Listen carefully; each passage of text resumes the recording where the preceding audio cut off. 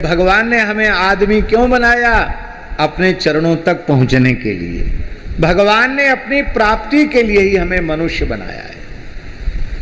अब लक्ष्य तो निश्चित हो गया कि मनुष्य जन्म का लक्ष्य है भगवत साक्षात्कार। भगवान कोट कहतारियों ने भगवत प्राप्ति का ही मार्ग दिखाया है, पर एक साथ आप सब मार्गों पर नहीं चल सकते। थोड़े दिन हमने जो बताया उस पर आप चले, थोड़े दिन इन्होंने बताया उनके रास्ते पर चले, फिर थोड़े दिन और किसी ने बताया उसके बताए रास्ते पर चले। चलते चलते भटक जाएंगे। भले ही एक लक्ष्य एक ही है, पर यदि आपके मार्गदर्शक अनेक हैं, उन्हीं का ही मार्ग दिखाया है, पर एक साथ आप सब मार्गों पर नहीं चल सकते।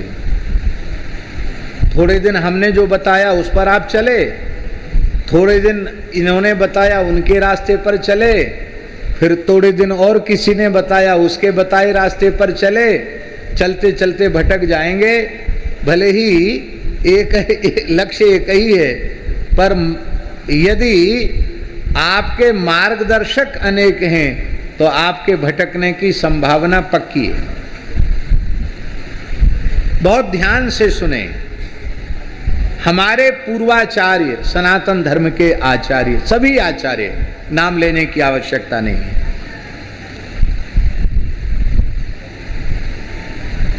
एक ही भगवान के चरणों में जीव को पहुंचाते हैं, उसमें कोई भेद नहीं है। बहुत ध्यान से सुने। और ये व्यक्ति के लिए नहीं है,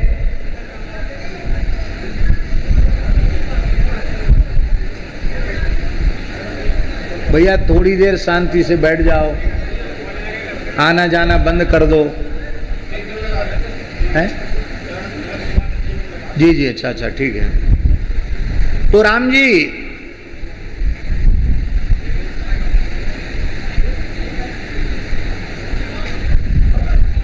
भगवत स्वरूपों में भेद आप करेंगे तो आपको निश्चित भगवत अपराध लग जाएगा। भगवान सर्वसमर्थ हैं, पर अपने जैसा दूसरा बनाने में समर्थ नहीं। तो जब भगवान भी दूसरा भगवान नहीं बना सकते तो भगवत स्वरूपों में भेद कहां से आया? राम कृष्ण नारायण में भेद नहीं है। रामकृष्ण नारायण की उपासना बताने वाले आचार्यों में भेद नहीं है, और रामकृष्ण नारायण के उपासकों में भेद नहीं है। यही सच्ची बात है, सच्चा सिद्धांत है। इसी सिद्धांत को मानकर भगवत भागवत अपराध से बचकर अपने इष्ट और अपने गुरु, अपने संप्रदाय, अपनी परंपरा में पूर्ण निष्ठा रखते हुए गुरु प्रणाली से प्राप्त जो साधन है उसको आप श्रद्धा पूर्वक करेंगे तो इसी जन्म में, इसी शरीर से आप भगवान के चरण कमलों में पहुंच जाएंगे। लौटकर आप संसार में नहीं आएंगे। किंतु परनिंदा पर चर्चा में पड़ेंगे तो आपके हाथ में पतन ही हाथ लगेगा, आपको कुछ भी उपलब्ध नहीं होगा। ये बात भी सबको कहने की हिम्मत नहीं होती है। इसलिए हिम्मत नहीं होती है कि हम चाहते यही हैं कि हम कुछ लोगों को बटोर कर अपने पास रखें, कहीं वो इधर उधर न चले जाएं। मेरी तो बहुत विनम्र प्रार्थना है, हम तो चेला बनाना, दीक्षा देना, इसको बहुत बढ़िया काम नहीं मानते हैं। इसलिए हम बड़ी विनम्रता पूर्वक यह प्रार्थना करते हैं कि यदि आपके मन में दीक्षा लेने की इच्छा है तो हड़बड़ी बिल्कुल मत करो, किसी के दबाव में मत आओ, किसी की प्रेरणा में मत आओ। आपकी जिस महापुरुष के प्रति श्रद्धा है, पहले उसकी वाणी के अनुरूप अपना जीवन बनाओ। आहार विहार विचार व्यवहार सब पवित्र करो, नाम जप करो, रामचरितमानस का पाठ करो, गीता भागवत रामायण आदि सद्ग्रंथों का पाठ करो। जैसे सूर्योदय के पूर्व अरुणोदय हो जाता है, ऐसे ही दीक्षा के पूर्व आपकी दीक्षा की भूमिका तैयार हो जानी चाहिए। वो तैयार हो जाएगी, फिर आपके जीवन में भटकाव नहीं आएगा। एक सज्जन हमसे मिले, हम जानबूझ के उनका नाम नहीं ले रहे हैं, दक्षिण भारत के, मूल में तो राजस्थान के। तो हमने कहा कि आप अब वृंदावन नहीं आते। एक जगह मिल गए, हमको प्रणाम किया उन्होंने। वृंदावन? बोले नहीं, हम वृंदावन तो हर महीने आते। कहाँ से? वो कर्नाटक से। लगभग हर महीने वृंदावन आते हैं। पहले तो मिलते थे, अब मिलते नहीं हैं। तो बोले महाराज जी क्या करें, कैसे बताएं आपको? कि आपका मन हो तो बताओ।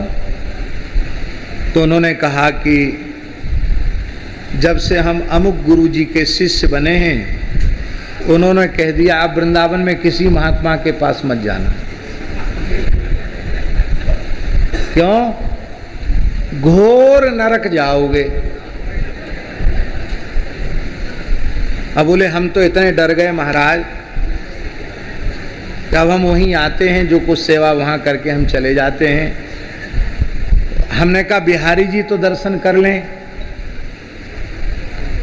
बोले हमारे यहाँ स्थान में बिहारी जी नहीं है क्या? यहाँ जहाँ तुम आते हो यहाँ मंदिर नहीं है क्या? बिहारी जी नहीं है ये क्या? यहीं दर्शन करो, बाहर निकलना नहीं। कुछ पूछना हो हमसे पूछो, अच्छे विद्वान है वो, हमसे पूछ लो। तुम्हारी सारी शंका समाधान के लिए हम तो बैठे हैं।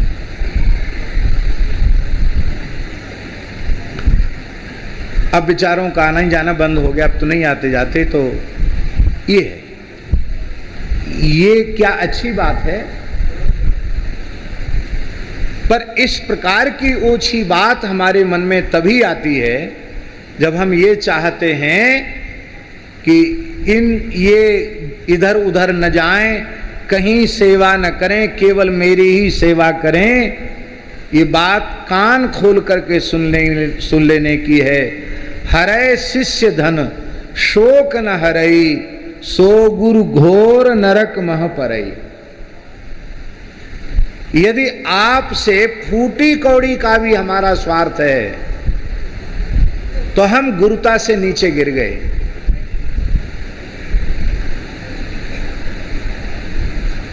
और आपको हमसे लालच है तो आप अपनी शिष्यता से नीचे गिर गए। लोभी गुरु लालची चेला, दो नरक में ठेलम ठेला।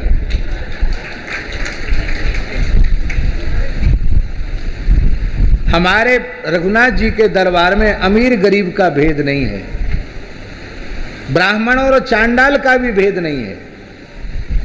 ब्राह्मण भी यदि दीक्षा के नियमों का पालन नहीं करता तो वो दीक्षा का अधिकारी नहीं है। और अत्यंत निम्न कुल में उत्पन्न व्यक्ति भी यदि अपना खान पान शुद्ध करता है, आचार विचार शुद्ध करता है और निश्चय करता है कि हमें भजन करना है, तो वो दीक्षा का अधिकारी है। आपको सुनकर आश्चर्य होगा, एक चौहान वंशी क्षत्रिय जिनके पूर्वजों को मुगल काल में बहुत यातना पूर्वक मुसलमान बना दिया गया था। चौहान वंशी क्षत्रिय जिनके पूर्वजों को मुगल काल में बहुत यातना पूर्वक मुसलमान बना दिया गया था, ये सब चौहान वंशी क्षत्रिय थे। ऐसे लोग लगभग 2,70,000 लोग राजस्थान में फिर से हिंदू धर्म में वापस हुए। कितने? 2,70,000। और उनमें से एक व्यक्ति जिनका मुस्लिम नाम यूसुफ खान हो चुका था, वो पूरी तरह घर द्वार छोड़ करके आए। उन्हें हमने विरक्त साधु बनाया, उनका नाम रखा धर्मदास। और लगभग 3000 गायों की गौशाला उन्होंने चलाई। अब उनका शरीर इसी साल शांत हुआ है। तो हमारे यहाँ कोई भेद नहीं। अपने जीवन को बदलने का निश्चय करे तो भगवत शरणागति के अधिकारी सब हैं, किसी में भेद नहीं है छोटे सरकार। और नियमों का पालन न करे तो ब्राह्मण भी दीक्षा का अधिकारी। तो ना अमीर गरीब में भेद है, ना मंत्री संतरी में भेद है, ना सेठ साहूकार, ना अधिकारी ऑफिसर में कि आप बहुत बड़े आदमी हैं हमारे चेला बन जाएंगे। तो भैया तुम लोगों के नाम पे तो हमने लंगोटी लगाई नहीं है, न तिलक लगाया है। हमारे गुरु जी ने हमें लंगोटी लगाई है, तिलक दिया है, वो ठाकुर जी के नाम पे लगाया है। भरण पोषण का जिम्मे उनका है। दुनिया के सामने हाथ पसारते नहीं। आज तक न तो एक मुट्ठी अन्न के लिए, न 1 रुपए के लिए, न वस्त्र के एक धागे के लिए हमने किसी को याचना की है। लेकिन किसी वस्तु का अभाव नहीं है, किसी वस्तु की कमी नहीं है। कर्ता कारयिता कौन है? श्री जानकी नाथ जी कर्ता कारयिता है।